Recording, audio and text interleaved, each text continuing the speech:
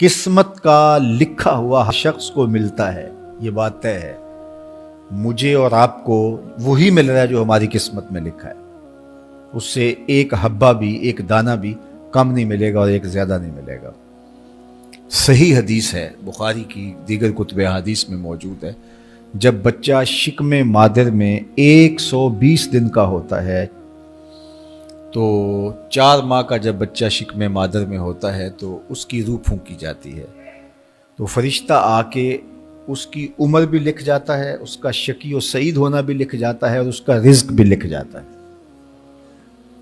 تو رزق جو لکھا گیا وہ ہمیں ملے گا، اور جب جب ملنا ہے تب تب ملے گا۔ جو لکھا گیا ہے وہ بہر صورت ہمیں حاصل ہوگا۔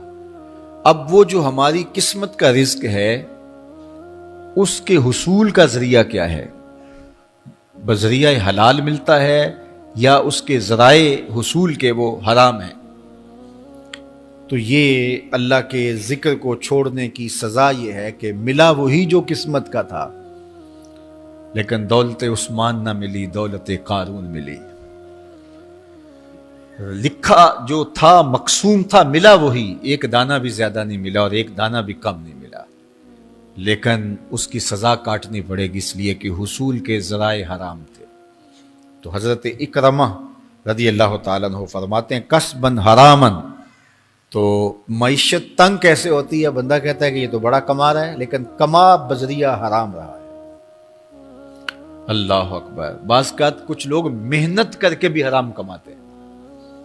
ہم نے دیکھا کہ اس گرمی میں جو لوگ مزدوری کرتے ہیں اور بالخصوص لوہے کی بھٹی پہ جو کام کرنے والے ہیں، کتنا سخت کام ہے، لیکن وہاں بھی جو ہے وہ چاہے 15-20 منٹ جو ہے وہ خیانت کر کے اپنے اس رزق کو حرام بنا لیں اور ناجائز کر لیں، اتنی مشقت کے باوجود بھی کیتی کتری پئی کھو محمد تے سکہ بنیا زردہ۔ تو ایک سودا ایسے بھی بک جاتا اگر 2 منٹ گاہک کو دیتا، لیکن جھوٹی قسم کھا لی اور وہ لے کے چلا گیا، سودا تو بک گیا لیکن ذریعہ اس کا حرام ہو گیا۔ یہ ذرا دیکھیے، جھوٹی قسم کھانے والے کو اللہ نظر رحمت سے بھی نہیں دیکھے، اتنی بڑی سزا ہے اس کی، اور نہ بکتا کوئی اور آ کے لے جاتا۔ جو قسمت میں لکھا ہے وہ تو آپ کا ہر صورت میں ہوگا، لیکن کچھ لوگوں کو اللہ کے ذکر کو چھوڑنے کا نتیجہ یہ ملتا ہے کہ پھر وہ ان کے ذرائع آمدنی جو ہوتے ہیں، محنت کے باوجود بھی کسب حرام ہو جاتا ہے کسی نہ کسی وجہ سے۔ کئی لوگ دودھ اکٹھا کرتے رہتے ہیں، آخر میں ایک قطرہ پیشاب کا ڈال دیتے ہیں۔ سادہ مثال آپ کے سامنے رکھوں، کتنی محنت سے وہ کیا تھا، تو اپنی ساری محنت کو ضائع کر دیتے اور حرام کا ٹانکا لگا دیتے، ایک قطرے سے وہ سارا ضائع کر بیٹھتے۔ تو یہ اللہ کے ذکر سے منہ موڑنے کا نتیجہ ہے۔ جب تمہارے دل اللہ کی یاد سے خالی ہو جائیں گے، تمہاری زندگیوں میں قرآن نہیں ہوگا، تمہاری زندگیوں کے اندر اسلام کے اجالے نہیں ہوں گے، تو پھر نتیجہ کیا ہوگا کہ معیشت دنک کیا ہے؟ کسبن حرامن۔ دوسرا معنی کہ تنگ زندگی، تلخ زندگی، جو حضرت عبداللہ ابن عباس سے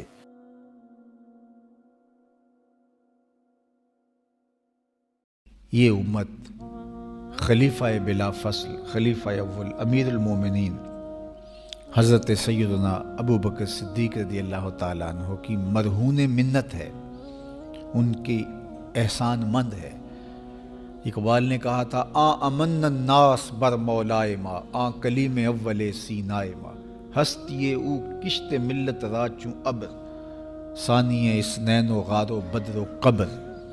کہتے ہیں کہ وہ شخص جس نے ہمارے آقا و مولا پہ سب سے زیادہ احسانات کیے، اور میرے آقا کریم نے ارشاد فرمایا میرے اوپر جس نے بھی کوئی نیکی کی میں اس کا بدلہ چکا دیا دنیا پر ہی، لیکن ایک ابو بکر ایسے ہیں جن کی نیکیوں کا بدلہ قیامت کے دن رب ہی چکائے گا۔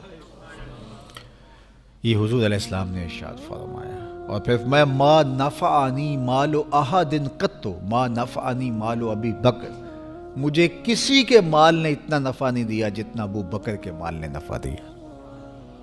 اپنا سب کچھ حضور کی راہوں میں نچھاور کر دیا. مال پیش کیا، جان پیش کی، اولاد پیش کی، وقت دیا، ایک ایک سانس حضور کے نام کر دی. کہتے ہیں حضور علیہ السلام کا سایہ نہیں تھا، لیکن ابو بکر رضی اللہ تعالیٰ عنہ سایہ بن کے حضور کے ساتھ رہے، سائے کی طرح حضور کے ساتھ رہے. بدر کے ساتھی، حضر کے ساتھی، سفر کے ساتھی، غار کے ساتھی، حد ہو گئی مزار کے ساتھی.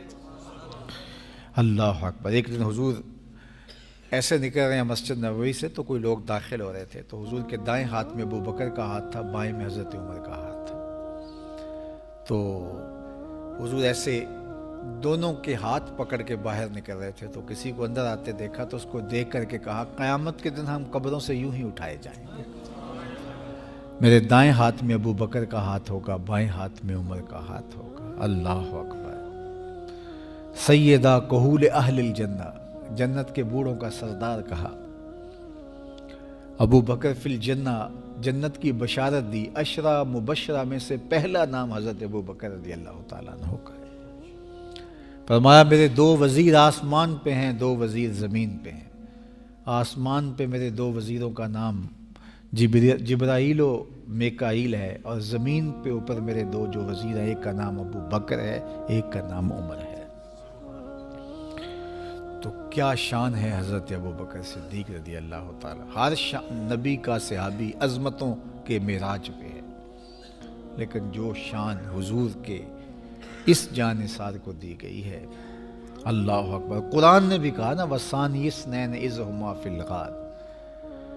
اللہ اکبر. 2 میں سے دوسرا.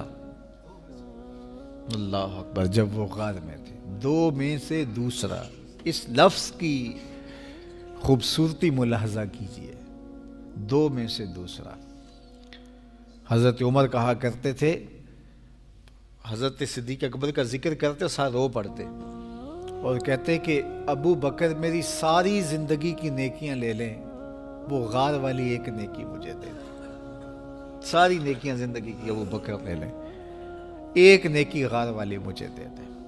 تو ان کی ساری نیکیاں ایک طرف اور ابو بکر کی ایک نیکی ایک طرف. اور حضرت عمر کہا کرتے تھے کاش میں ابو بکر کے سینے کا بال ہی ہوتا. کوئی کم شان ہے؟ یہ حضرت عمر کہہ رہے ہیں. یہ عمر جس کے بارے میں میرے حضور علیہ السلام نے فرمایا کہ میرے بعد اگر نبوت کا دروازہ بند نہ ہوا ہوتا، میرے بعد اگر کسی نے نبی ہونا ہوتا تو وہ عمر ہوتا. اتنی شانوں کے مالک. ان الشیطان یفر من ظل عمر، شیطان عمر کے سائے کو دیکھ کے بھاگ جاتا ہے. وہ عمر کہہ رہے ہیں کاش میں ابو بکر کے سینے پر اگا ہوا بال ہی ہوتا. یہ شان ہے، یہ عظمت ہے. سارے حضور کے صحابی عظمتوں کے معراج پر، لیکن ان کی شان ہی وکری ہے.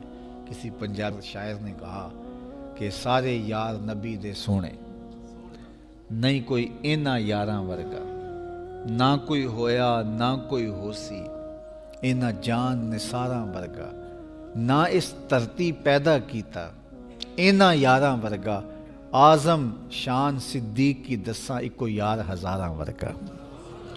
وہ عظمتوں کی کس معراج پہ امن الناس بر مولائے ماں، کلیم اول سینائے ماں، ہستی او کشت ملت راچو ابر، ثانی سنین و غار و بدر و قبر. بدر کے بھی ساتھی، قبر کے بھی ساتھی، مزار کے بھی ساتھی، غار کے بھی ساتھی. اور کھیت اسلام کی کھیتی کے لیے ابر بہار کی طرح برسے اور سیراب کر گئے. اور اس امت کے لیے انہوں نے جو کام کیا وہ انہی کا مقصوم